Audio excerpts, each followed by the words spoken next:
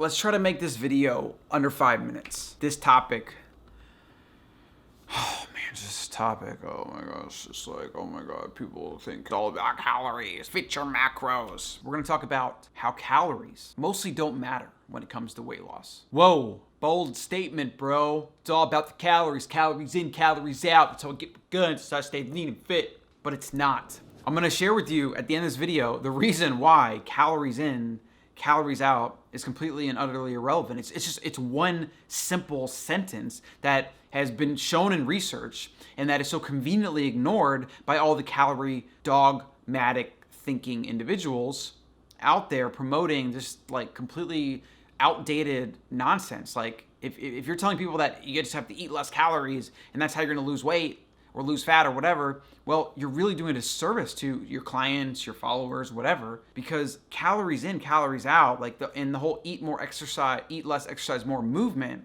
has been what we've been told to do for the past 30, 40 years in this country. And yet we still have steadily rising obesity rate with like literally like 70 or 75% overweight percent. 70, I think it's 65. Let's just say 65 for a lower number just to be safe, but it might even more than that. It might be like 70. Based on BMI, 60 to 65% of the country is considered overweight. 40 to 45% being actually medically obese. That's almost half. You can actually see this in kids. So kids' obesity and kids being overweight is raising like crazy too. Just as might even be more in adults, but at least at the same pace. The research has shown there's some research that has been done with schools and activity levels. And even though some schools have like gotten rid of PE or whatever, there's actually been an increase in activity in a lot of schools. Yet still obesity keeps climbing. Fundamentally, and the point of this video isn't about exercise or movement, but fundamentally exercise as it pertains to weight loss or weight management is a very minor part of the equation. And for those that struggle with fat gain, fat loss issues, that have metabolic issues, or that just have kind of genes that they have a lot of fat genes really from their parents or whatever, exercise for these individuals, while something they should do, is not going to provide enough benefit to actually move the needle. It's just not. So today's video, we're gonna talk about why this is, what the actual thing that debunks fat loss and calories in, calories out and all that is, like the single simple sentence with plenty of research behind it, what that actually is, what you can actually do in your life to make changes so that you can not only lose fat, but you can just prevent gaining it in the first place. So there's no more dangerous dogma in the nutrition space than the whole if it fits your macros, or the idea that everything's about how many grams of protein, carbs, and fat, and then how many calories. The idea that that is the base for figuring out what to eat, how much to eat, etc. It's backwards. The actual number one thing to consider is quality of ingredient. Is it a processed refined food? Like, is it fruit juice that has all the fiber removed? Is it thing that's been heavily industrialized and monocropped and then run through machines and used with artificial ingredients and all kinds of high heat processing methods and just done things to basically make this food as far removed from nature as possible? That's the number one first principle of human nutrition, is the realness of the ingredient. Obviously buying local as much as you can, real, raw, whole food ingredients that you then would prepare at home and eat yourself. That is the number one thing. If you look at that and you look at like what most people eat in our country, it's like most people aren't doing this. They aren't buying vegetables and whole foods and like raw meats and things like that and then cooking at home. They're buying things out of a package, out of a box. They're buying things that can sit on a box for years on end. Grains, processed foods, Twinkies, things like that. This is the number one consideration, because what happens, or what would happen, if every American today stopped counting calories, stopped counting macros, whatever, and simply stopped eating out of a box, stopped eating these highly refined, highly processed foods, and moved to whole, real foods, if that's all they did, we would literally reverse the obesity epidemic today in adults and children. Hands down, bar none, no exceptions. That's the way it is. That's a fact. Now, let's look at that and let's unpack that a little bit. If that's the case, well, where do calories and where do carbs, protein, and fats come into this equation? So again, first, number one thing is the realness of an ingredient. The less processed, the less refined, the better, generally. And if you take something like grains, for example, very carb dense product that requires a lot of processing, and that does things like attack the gut and has a lot of lectins and things like that. So that really actually wouldn't fall under kind of like what I define as real food, because you need all the processing to make it happen. And then when it is processed, it's a highly refined, fast digesting, insulin spiking, glucose spiking food that's just not doing your body any favors. Now, that being said, if you were to actually make your own bread from scratch using really good ingredients like imported flours, for example, because typically in Europe they do it better. Almost all grain and flour products in the United States is GMO, highly processed. It's not even food. Like pigs won't even eat it. If you were to do that and buy imported flours and like yeast and water, made like a really simple loaf of bread. Now, while you are going to have a slightly higher insulin response and glucose response to that bread. And so while you would eat that bread, it would give you a higher insulin response. It would have more blood sugar response, which would more likely contribute to fat gain. That is true. But it's not going to do as much damage as the Wonder loaf of bread at the store, or almost any of the bread on any shelf in any grocery store in the country. And that's one example. Okay, so that's why you focus on realness as the first metric to determine. But then only after that do you look at macros. Now, we gotta put this in order, because macros and calories, in my opinion, are different things. You should be concerned with your macros for the most part, mostly to control how many carbohydrates you're eating, especially how much sugar you're eating, because those are gonna be the two things that contribute the most to fat gain and metabolic syndrome. So sugar is a special case, and that's a topic for another day. I've recorded a lot of videos on that. It's got half fructose, half glucose. Fructose, since it goes straight to your liver, it's more likely to contribute to fat gain because there's just less places in your body can be stored. And so that's why really a lot of like Dr. Lustwig and a lot of doctors and authors that are kind of into this stuff believe that fructose is one of the base reasons why we are so fat and sick in our country, and it really is in everything. We have a sweet tooth. And so, when it comes to macros, you're trying to not eat any added sugar, fruit sugar, added sugar, sucrose, and then obviously artificial sweeteners, things like that. Ideally, when you read an ingredient list or you look at macros, you're trying to get all of that out. You want to avoid that, okay?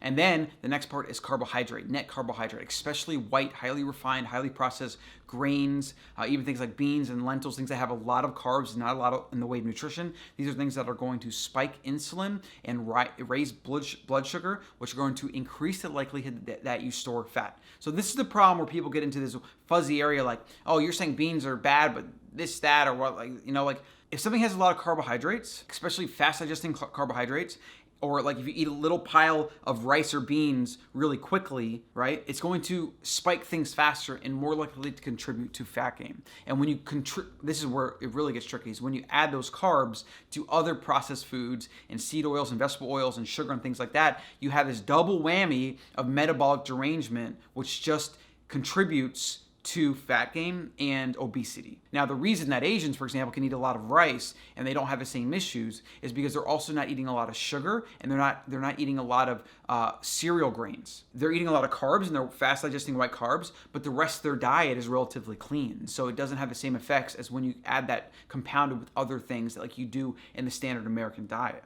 We just have so much junk in our diet that anything that has sugar or has fast digesting carbohydrates is going to cause issues for us. When you look at the macros, the main thing you should be concerned with is carbohydrate intake. The first thing is the quality of the ingredient. So that's when you read the ingredient list, you look at the certifications, labels, you try to find things that are made as close to nature as possible, as little processing as possible, like nothing artificial or fake or sweeteners or anything like that added. And you're just trying to find real whole food, because that is what your human body's adapted to eat. It's what your body just runs the best on. It's like putting premium fuel in a Ferrari.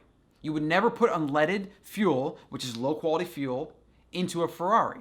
Like, you would ruin the engine, basically. Human body, which is really the most complex machine and the most sacred machine we have in our modern world, we fill it with junk.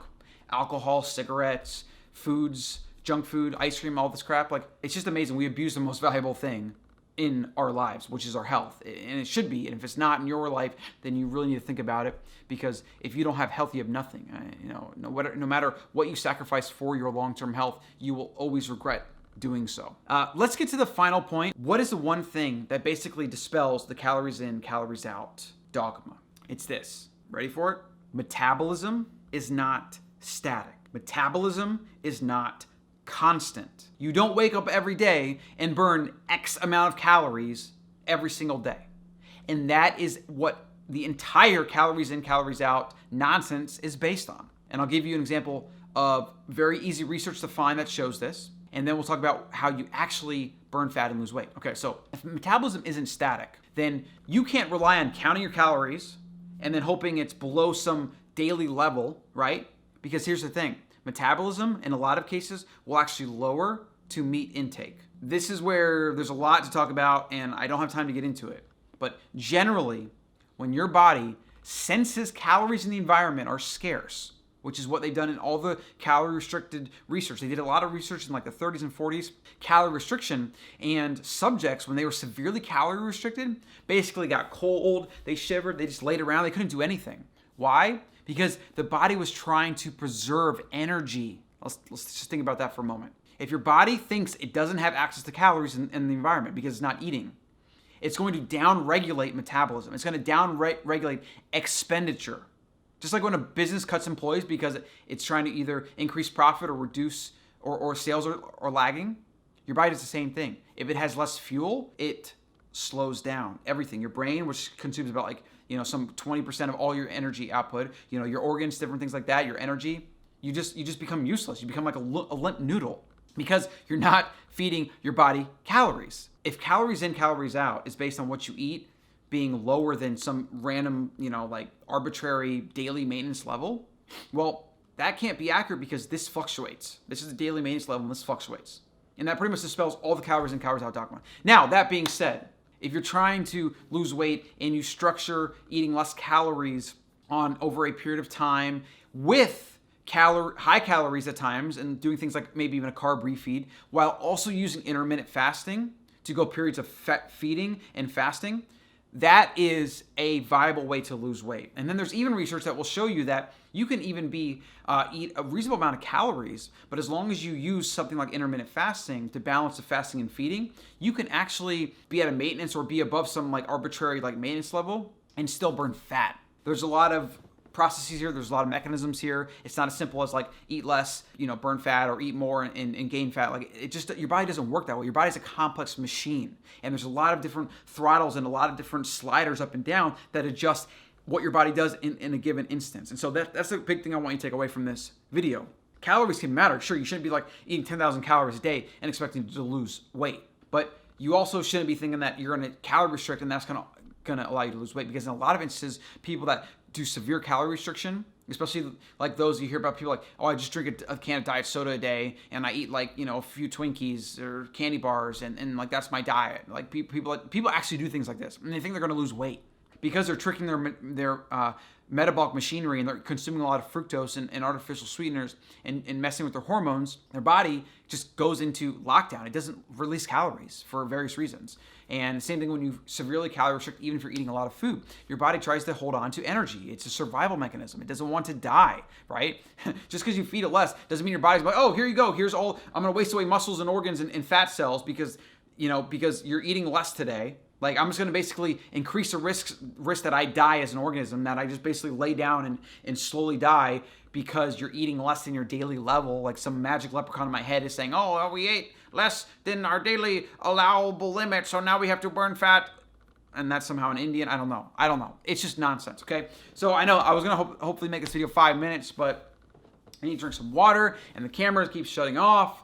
I hope you find this video useful. I hope you take something with it. I hope you start reading nutrition labels and look at the quality first, then look at your carb intake second, and then obviously protein and fat can be considered. Fat generally doesn't need to be considered. The only thing you should consider with fat is whether it is a clean fat and whether it has omega-3 and omega-6. Ideally, more omega-6, more omega-3, less omega-6. That's what you're aiming for. And so be careful of consuming a lot of nut and seed oils. Avocado oil is good. Macadamia nut oil is really good. Olive oil is obviously good. Don't heat it though. And then eat all the fish oil. Avoid soybean oils and all that crap. And avoid sugar and avoid processed refined grades and just avoid junk food pretty much, Avoid easy, cheap, convenient snacking type junk food. Avoiding corn. Avoid chips and all these crackers and all this gluten-free junk food that's coming out. That's all I got to say today. That's all I got. Nope, done.